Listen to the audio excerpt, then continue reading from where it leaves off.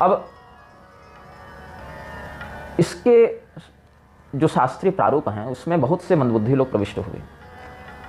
एक व्यक्ति जो अंग्रेजों का एजेंट था, शास्त्रबोध जिसे नहीं था, जिसके अनुयायी उसे महर्षि बताते हैं, थियोसॉफिकल सोसाइटी के साथ षड्यंत्र करके जिसने आर्य समाज की स्थापना की और जॉन मूर की पुस्तक की नकल करते हुए अंग्रेजों की कुतर्कों का जो अनुनय करते हुए, उनका अनुकरण करते हुए सत्यार्थ प्रकाश नामक एक बकवास छाप देता है, जिसके अनुयायी उसे महर्षि बताते हैं, दयानंद। दयानंद को अंग्रेजों ने इसीलिए खड़ा किया था ताकि वो व्यक्ति वर्णाश्रम व्यवस्था के मौलिक सिद्धांत पर आघात कर सके। दयानंद कोई बहुत विद्वान व्यक्ति नहीं था। अतिशयोक्ति की बात करें तो जगदीश्वरानंद ने तो दयानंद की जो जीवनी लिखी है, आर्य समाज से जो प्रकाशित है, उसमें तो दयानंद को सीधे भगवान ही बता दिया गया है। दयानंद आकाश में उड़ता था, दयानंद शंकराचार्य का अवतार था, दयानंद गुरु नानक देव का अवतार था, दयानंद कबीरदास का अवतार था, दयानंद ये था, दयानंद वो था, दयानंद सीधे परमात्मा था। ऐसा ही उद्घोष कर दिया है जगदीश्वरानंद ने। तो जैसा गुरु वैसा चेला। अंग्रेजों ने जब देखा कि हम जब तक वर्णाश्रम पर चोट नहीं करेंगे तब तक भारत का धर्मांतरण करना कठिन हो जाएगा, तो अंग्रेजों ने क्या किया, दयानंद को खड़ा किया, विवेकानंद को भी खड़ा किया अंग्रेजों ने। अंग्रेज चाहते थे कि भारत एक ऐसे समाज में परिवर्तित हो जाए जहां व्यक्ति मनमौजी को ही धर्म मान ले, क्योंकि मर्यादाएं जब तक वो रहेंगी तब तक व्यक्ति बाहर जाएगा नहीं। जब तक घर में खिड़की दरवाजे रहेंगे तब तक हमला हो नहीं सकता। तो खिड़की दरवाजों को बंधन का प्रतीक बता दो, खिड़की दरवाजों को शोषण का प्रतीक बता दो, खिड़की दरवाजों को ऐसा प्रतीक बता दो कि तुम बंधे हुए हो, तुम कैद हो, तुम गुलाम हो। और जब व्यक्ति एक बार अपने दरवाजों को स्वयं तोड़कर बाहर फेंक दे तो असुरक्षित हो गया।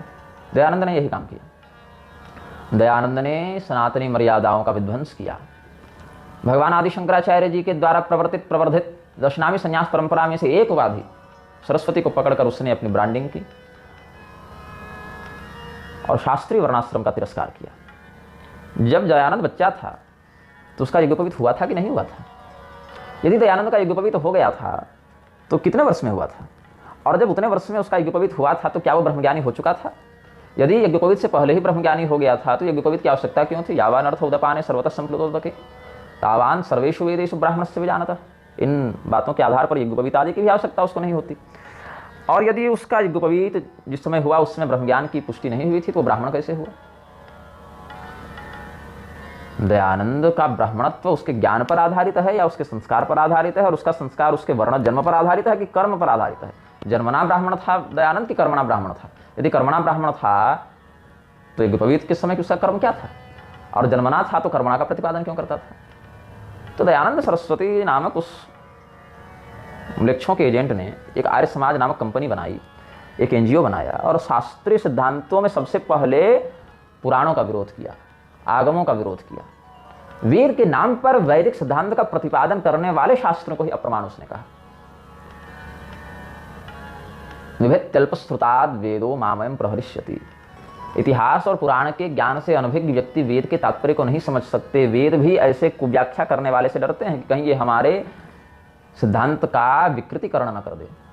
और जो इतिहास, जो पुराण वेदों के तात्पर्य को समझने में सहायक थे, ऐसे ही वेद पुराणों, ऐसे ही इतिहास पुराणों का खंडन करके दयानंद ने वैदिक मर्यादा के नाम पर जो विप्लव मचाया, जो कुकर्म किया, वो सनातन धर्म को एक बहुत ही दयनीय अवस्था में ले जाने में सहायक हुआ अंग्रेजों के लिए। सनातन धर्म के अनुयायियों के मन में भ्रम का बीज डालने में बड़ा योगदान है दयानंद का। विवेकानंद का भी यही हाल है।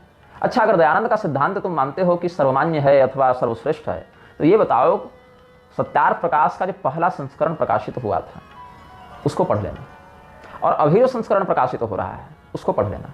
बहुत सी ऐसी बातें जो पहले संस्करण में थीं, बहुत से ऐसे विधान जो पहले संस्करण में थे, अब आज के संस्करणों में नहीं मिलते, वो समुल्लास नहीं मिलते उस प्रकार से। इसका कारण क्या हो गया? क्या दयानंद ने जो बातें कही उन बातों में भी कोई गड़बड़ थी जो बाद के अनुयायियों को सुधारने की आवश्यकता पड़ी? क्या दयानंद का मत स्वयं में अपुष्ट था जो उसी के बाद के अनुयायियों ने उन बातों का खंडन किया या उन बातों को हटाया या जोड़ा तोड़ा? इसका तात्पर्य क्या है कि तुम्हारा लिखा जो ग्रंथ है या जो तुम्हारी पुस्तक है उसको तुम्हारा अनुयायी ही नहीं मान रहा है। जितने भी लोग कर्मणा बन रहे हैं उनको ब्राह्मण ही क्यों बनना होता है? कोई कर्मणा क्षत्रिय क्यों नहीं बन रहा है? आर्य समाज ने कितने कर्मणा क्षत्रिय बनाए? कर्मणा क्षत्रिय बनाकर कितने प्रजाओं की रक्षा करवाई आर्य समाज ने? आर्य समाज जब कहीं सामूहिक यज्ञोपवीत करवाता है तो सबों को ब्राह्मण क्यों बनवाता है? कर्मणा क्षत्रिय बनवाता है जिससे देश में बढ़ रहा आतंकवाद रुक जाता। कर्मणा वैश्य बनवाता जिससे अर्थव्यवस्था दृढ़ हो जाती। और ब्राह्मण बनाता है तो फिर शूद्र क्यों नहीं बनाता है? क्योंकि 4 वर्ण जब थे धरती पर, चारों वर्णों का अस्तित्व होना चाहिए। तुम्हारे अनुसार तो कोई ऊंच नीच है नहीं यहाँ पर, तो फिर वह वर्णाश्रम व्यवस्था में एक ही वर्ण को क्यों आगे बढ़ा रहे हो? केवल ब्राह्मण ही सबको क्यों बना रहे हो? किसी भी आर्य समाज का ऐसा कार्यक्रम दिखाइए जिसमें यह कहा गया हो कि हम इन 100 लोगों को कर्मणा शूद्र बनाते हैं और शास्त्र में शूद्र को वेदाधिकार नहीं है, इसीलिए ये वेद पाठ इत्यादि नहीं करेंगे। ऐसा भी कोई प्रमाण दिखा नहीं। ये लोग कर्मणा ब्राह्मण बनाएंगे, और ये ब्राह्मण तब नहीं दिखेंगे जब वामपंथी ब्राह्मणों को शोषण करता बताएंगे। ये तब नहीं दिखेंगे जब ब्राह्मणों को लांछित किया जाएगा, जब उन पर प्रताड़ना की जाएगी, तब ये कर्मणा ब्राह्मण कहीं नहीं दिखेंगे। जब ये कर्मणा ब्राह्मण बनते हैं तब ये नहीं कहते कि हमारे पूर्वजों ने शोषण नहीं किया, हमारे पूर्वज समरसता का प्रतिपादन करते थे, हमारे पूर्वजों ने ऐसा किया वैसा किया। ब्राह्मणों की प्रशंसा में इनके माध्यम से कोई वक्तव्य निकला हो? नहीं।